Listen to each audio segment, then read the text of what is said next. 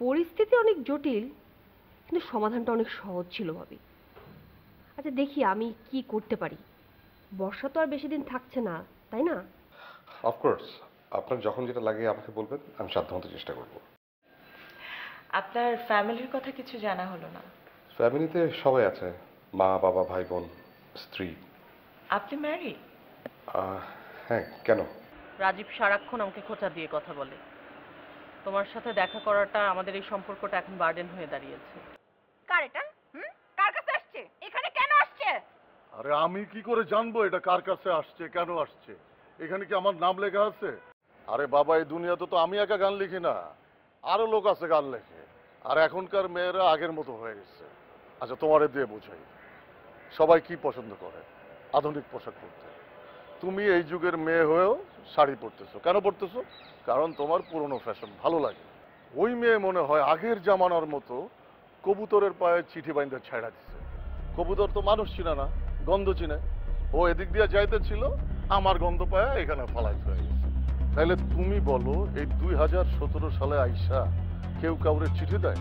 Facebook আছে, Messenger আছে, আরো কত শত শত উপায় আছে। এত সহজ উপায় থুয়া এত জটিল উপায় কেন কেউ বাইছে নিবে? এটা একটা ভুল বোঝাবুঝি। এসব কথা নিয়ে ভুল বোঝাবুঝি না বাড়ায় চলো নিচে চলো। আমাকে তোমার কি মনে হয় বলো তো? হ্যাঁ, আমি কি এতটাই বোকা যে তোমার সত্যিটা আমি বুঝতে পারতেছি না? আমি অনেকদিন দেখছি এই মেয়ে যখনই তুমি ছাদে আসো তখনই আসে। আমি কিচ্ছু বলি নাই। আজকে আমি বলবো, দাঁড়াও, আজকে আমি বলবো ওদের বাসায় গিয়ে ওর বাবা মাকে বলবো যে ওদের মেয়ে কি চায়। সে কি আমার সংসার ভাঙতে চায়? আরে তুমি এই সামান্য ব্যাপারটা এত দূরে কেন নিয়ে যেতেছো বলো তো? কি এটা সামান্য ব্যাপার? হ্যাঁ, তোমার কাছে তো এখন এটা সামান্য মনে হতেই পারে, কারণ আমাকে তো এখন আর তোমার ভালো লাগে না। তোমার তো অনেক ফ্যান ফলোয়ার্স আছে, তাই না? অনেক মেয়ে ভক্ত আছে যারা সারাক্ষণ তোমাকে মেসেঞ্জারে মেসেজ পাঠায়, সারাক্ষণ তোমার খোঁজ খবর নেয়, তাই না? হ্যাঁ, আচ্ছা তারা কি জানে তোমার মাসিক ইনকাম কত? আচ্ছা এইসব কথা কি তুমি এখন ছাদে দাঁড়ায় বলবা? কেন, মা নিতে লাগতেছে, শুনে ফেলবে। আরে বাবা, কে শুনবে? এসব আজব কথা বলো। আমার না মাঝে মাঝে তোমার কথা শুনে মনে হয় আমি আর এই দুনিয়াতে নাই।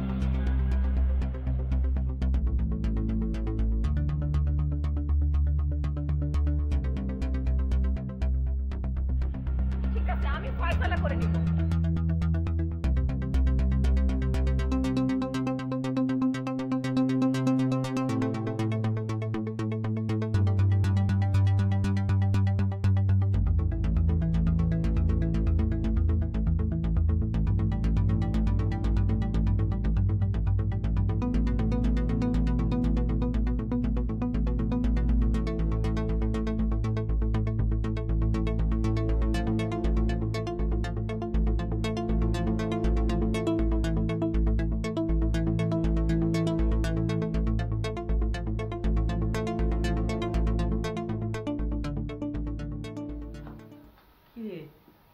বাসায় ক্লাসে যাসনি? না যাইনি। তোর শরীর এখন কেমন? আমি ভালো আছি, এমনিই শুয়ে আছি, মনটা ভালো নেই। কেন মা, কি হয়েছে বলো? এই যে আমরা রাজীবের বাসায় আছি, নীনা যে ব্যাপারটা কিভাবে নিচ্ছে কে জানে। মাঝে মাঝে নীনা কেমন কেমন যেন করে, আমার কাছে একদম ভালো লাগে না। মা, এইটা তোমার ভুল ধারণা। তুমি শুধু শুধু ভাবিকে নিয়ে চিন্তা করো। একটু আগেই তো ভাবি তোমার কথা বলছিল, তোমার শরীর যে অসুস্থ সেটা নিয়ে কথা বলছিল। তোমরাও না, তোমরা শুধু ভাবিকে নিয়ে সারাক্ষণ খালি আজে বাজে কথা চিন্তা করো। না রে মা, শুধু শুধু এসব চিন্তা আসে না। সেদিন কি একটা তুচ্ছ কারণে বৌমা বর্ষাকে একটা চড় মারলো আমার সামনে, আমি যে ছিলাম মানলই না। এত করে বলছি চুপ করো চুপ করো, কে কার কথা শুনে? শুনো মা, তুমি না শুধু শুধু ভাবির দোষ দিচ্ছ, বর্ষারও তো দোষ থাকতে পারে, তাই না? এক হাতে তো আর তালি বাজে না। নিশ্চয়ই বর্ষা এমন কিছু বলেছে ভাবিকে যার কারণে ভাবি বর্ষাকে চড় মেরেছে। আর আমি ভাবিকে চিনি, বা ভাবি অত সহজে রেগে যাওয়ার মতো মেয়ে না। যাই হোক, আমি তোর বাবাকে বলে দিয়েছি আমি আর এই বাড়িতে থাকবো না। একটা বাড়ি ভাড়া নিয়ে আমরা সবাই ওখানে চলে যাব। খেয়ে হোক না খেয়ে হোক নিজের বাড়িতে স্বাধীনভাবে থাকতে চাই। আচ্ছা মা, তুমি আমাকে একটা কথা বলো, তোমাকে ভাইয়া কিছু বলেছে? হ্যাঁ বলো, নাকি ভাবি কিছু বলেছে? আমি যদি বলতাম যে হ্যাঁ ভাইয়া ভাবি কিছু বলেছে, তুমি এই বাড়ি থেকে চলে যেতে পারো, তখন তুমি চলে যেও। কোন এক বর্ষার কথা শুনে তুমি এই বাড়ি ছেড়ে চলে যেতে চাইছো কেন বলো তো? এইসব ঝামেলার জন্য আমার সজীবটা এই বাড়িতে এসে থাকতে চাইলো না, কোন এক বন্ধুর বাড়িতে আছে। আচ্ছা তুই বল, ওরা কি আমার মতো সজীবের খেয়াল করবে, আদর যত্ন করতে পারবে? কতদিন থাকতে হবে কে জানে, আমার একদম সহ্যই হচ্ছে না। তাই আমি ভাবছি তোর বাবাকে বলে একটা বাড়ি ভাড়া করে আমরা সবাই ওখানে চলে যাব। আচ্ছা তোমার যা ইচ্ছা তুমি তাই করো মা, আপাতত এখন একটু শুয়ে রেস্ট নাও, ঠিক আছে? আমি একটু ভাবিকে একটু দেখি, ভাবিকে সাহায্য করি।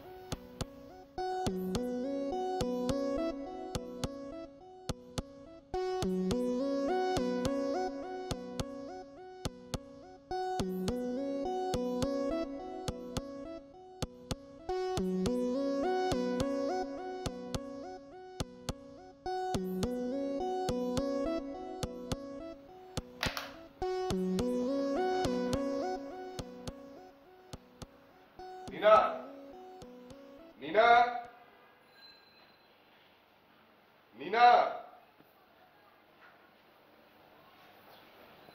কি ব্যাপার? আরে খুব চিৎকার করছো কেন? পারফিউমটা কোথায়? পারফিউমের জায়গায়। আরে এখানে নেই তো। এই তো। এটা যদি ভিতরে এখানে রাখা হয় পাবোটা কি করে? ভেতরে কি আর সাথে রাখি? বর্ষা যা পাবে এক্সপেন্সিভ কিছু সব ব্যবহার করে শেষ করে ফেলে। এখন সবকিছু এত দাম বেড়েছে না। আচ্ছা বর্ষা কি ছোট মানুষ যে এরকম করবে? ছোট মানুষ না, এসব করে হচ্ছে জেদ করে আমার ক্ষতি করার জন্য, আর মাকে নানান কথা বলে বলে মার কান ভারী করে। দেখো মা এখনো অতটা পাগল হয়নি যে বর্ষার কথা নাচবে। মাকে কিছু বললে মা নিজে এটাকে বিবেচনা করবে, তারপর কাউকে কিছু বলতে হলে বলবে। এখন তোমার সাথে দাঁড়িয়ে গল্প করার টাইম নেই, অনেক কাজ পড়ে আছে। আচ্ছা ব্যাপারটা কি বলতো, হঠাৎ আজকে এত ব্যস্ততা দেখাচ্ছ? রান্না বসে এসেছি, পুরো যাবে না? আচ্ছা কোথায় আমি একটু অফিসে যাচ্ছি, স্ত্রী হিসেবে তুমি একটু দেখে দেবে আমার কি লাগবে না লাগবে, তা না তুমি ব্যস্ততা দেখাচ্ছ। ব্যাপারটা কি? এত রোমান্টিক মুড কি হয়েছে? আচ্ছা তুমি এত সন্দেহ পড়েন কেন বলো তো? আমি যদি একটু মেজাজ করে থাকি তখন তুমি বলবে আমি হার্টলেস, আবার যদি একটু রোমান্টিক মুডে থাকি তখন সন্দেহ করবে। তুমি বলো আমি কি রোমান্টিক না? হ্যাঁ তুমি রোমান্টিক, তবে এই যুগের মানুষের মতো না। তার মানে তুমি কি বলতে চাইছো, আমার বয়স 60 হয়ে গেছে, আমার মধ্যে কোনো রসকস নেই, আমি বুড়ো হয়ে গেছি? তা তো একটু হয়েছে। তাই?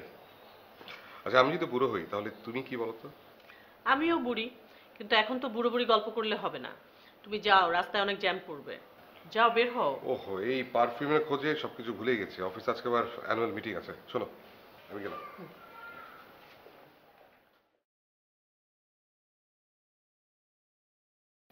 কি ব্যাপার, রাজীব হঠাৎ আমার সাথে এত নর্মাল বিহেভ করছে? বিষয়টা তো সুবিধার মনে হচ্ছে না। ও কি ইফতির আর আমার বিষয়টা টের পেয়ে গেল নাকি? কিন্তু কিভাবে টের পাবে? হুম, আমাকে আরো সাবধান হতে হবে। ভুল করলে চলবে না, কারণ রাজীব যদি টের পেয়ে যায় তাহলে সে আমাকে একদমই ছেড়ে কথা বলবে না, শোধ নিয়েই ছাড়বে।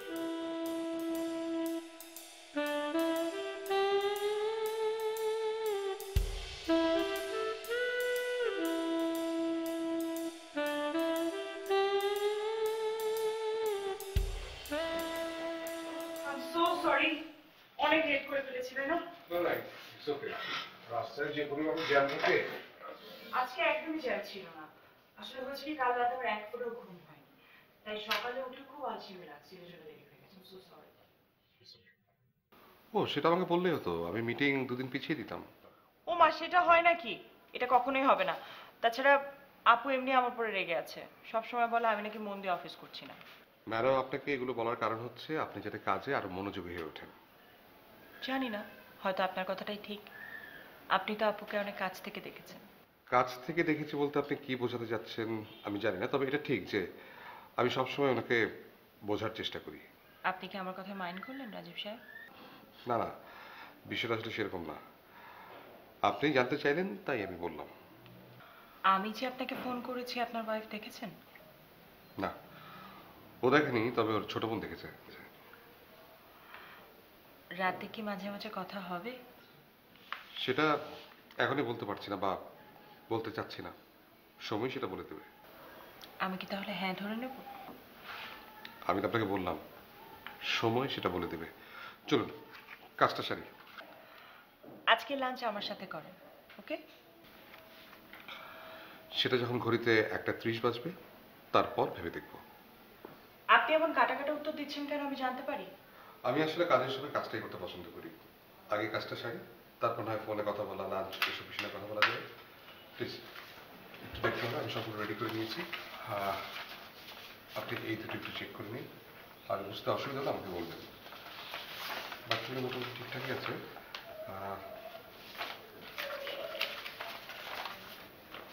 এখানে ডিটেল সব কিছু আপনি জাস্ট পুরো জিনিসটাকে মাথায় নিয়ে নিলে আপনার ভিডিওটা করতে ইজি হবে।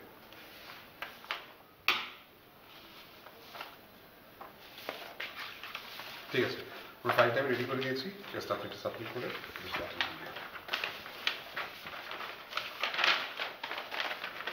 ঠিক আছে, নিন আমার কাছে।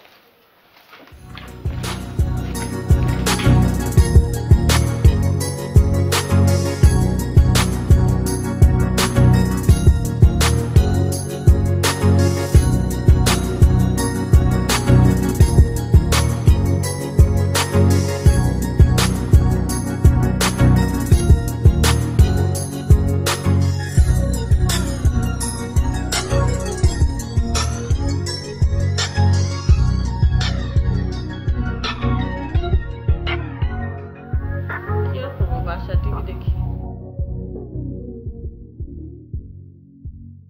তোমার গান দেখার জন্য বসে আছি না? না, খেলা দেখি না, একটা নাটক দেখি। ওটাই হিন্দি দেখি না, ঢং করো না। জি বাংলা, আমি বাংলাই দেখি সারাক্ষণ। রিপিট দেখায় তুমি জানো না?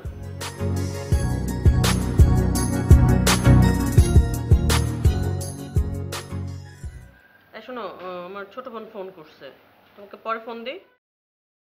আচ্ছা ঠিক আছে।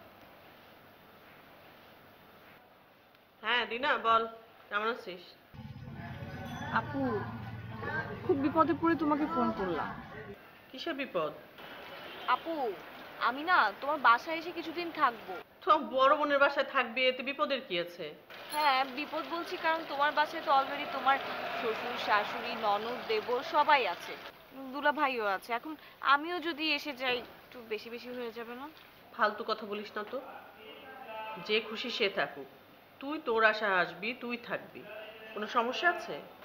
আপু, তুমি মনে হয় হিন্দি সিরিয়াল দেখো না? না, ওখানে কিভাবে তোমার মতো বউদেরকে শাশুড়িরা অত্যাচার করে যদি দেখতা তাহলেই বুঝতা।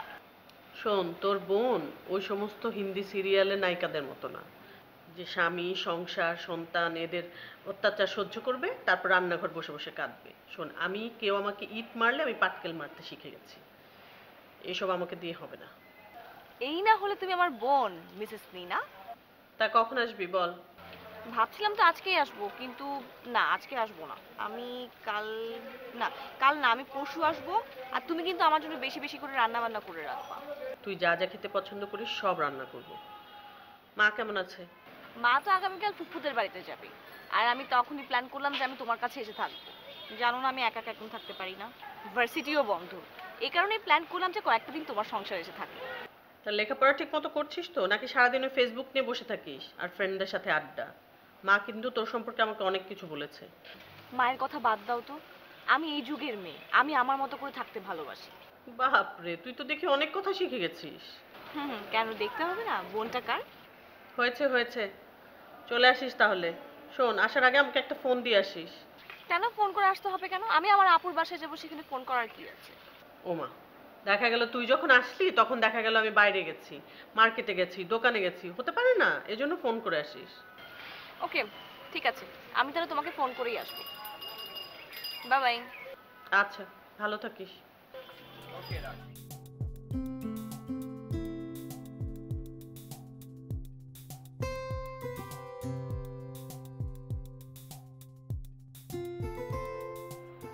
শোনো, আমি একটু বাইরে থেকে ঘুরে আসি। অবেলা দিনে এবার কোথায় যাচ্ছ? বাইরেই যাচ্ছি, গরমে তো ঘরেও টিকতে পারছি না।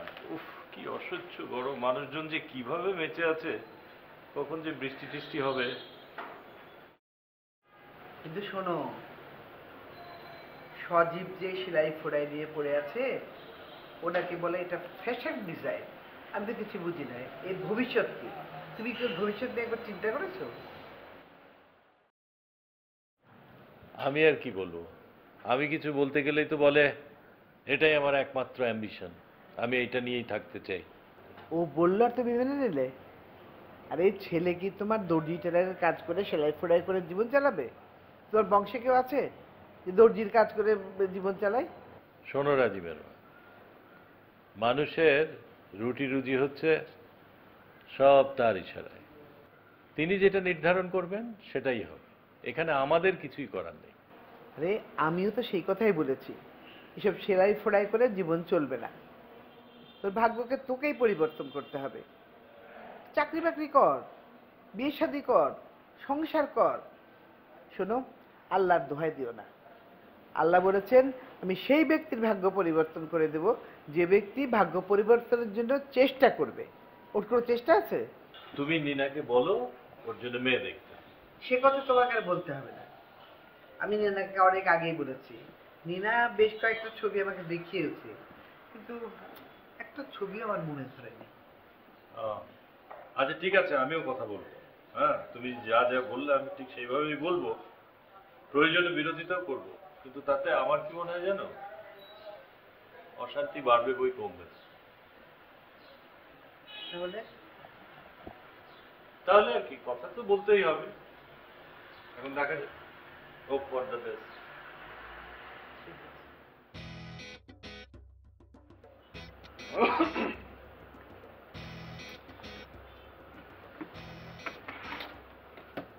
কেন রাখছো বলো? বাবা, আমি ডাকাতে খুব ভাব বেড়ে গেল না? গরিবের আবার ভাব, আমার কোনো ভাব নাই। কেমন আছো তুমি? কেমন চলছে তোমাদের স্বামী স্ত্রীর যুদ্ধ? স্বামী স্ত্রী ঝগড়া বলতে তুমি কি বুঝাচ্ছ? তুমি বলতে চাচ্ছ আমি একটা ঝগড়াটে মহিলা? আরে বাবা, রেগে যাচ্ছ কেন? তুমি না সবসময় একটু বেশি বুঝো। আমি বলতে চাইছিলাম তোমাদের স্বামী স্ত্রীর সংসার কেমন চলতেছে। ইফতি, তুমি না অনেক চালাক হয়ে গেছো। ইদানিং সারাক্ষণ শুধু ঘুরিয়ে পেঁচিয়ে কথা বলো। এতদিন পর আবার এখানে ডাকছো কি ঝগড়া করতে? কই আমি কেমন আছি, বেঁচে আছি না মরে গেছি জিজ্ঞেস করবা, তা না ঝগড়া শুরু করে দিলা। আচ্ছা বলো, কেমন আছো? বেঁচে আছো? তোমাদের সংসার কেমন চলছে? টোনাটনি সংসার? স্ত্রী কেমন আছে? আছে, কিন্তু তোমার জামাইয়ের মতো সেও আমাকে মাঝে মাঝে সন্দেহ করে, কেমন সব উদ্ভট উদ্ভট আচরণ করে। এই মেঘ তো এই ঝড়। এবার এবার কেমন লাগে? খুব না আমাকে জ্ঞান দিয়েছো, এবার ঠেলা সামলাও। দেখো, কাটা খায় নুনের ছিটা দিও না। আচ্ছা যাও, দিব না, বাদ দিলাম। কেমন চলছে কাজকর্ম, গান বাজনা? একটা পরিকল্পনার ঢেকি মাথায় নিয়ে ঘুরতেছি। সরি, আসলে ইফতি, সেদিন আমার ওইভাবে তোমার সাথে কথা বলা ঠিক হয়নি। কতদিন পর দেখা, শুকনা গলায় বক বক করতে ভালো লাগবে না। কিছু অর্ডার করবা? তুমি অর্ডার করো, আমি না করেছি নাকি? এই যে ভাইজান,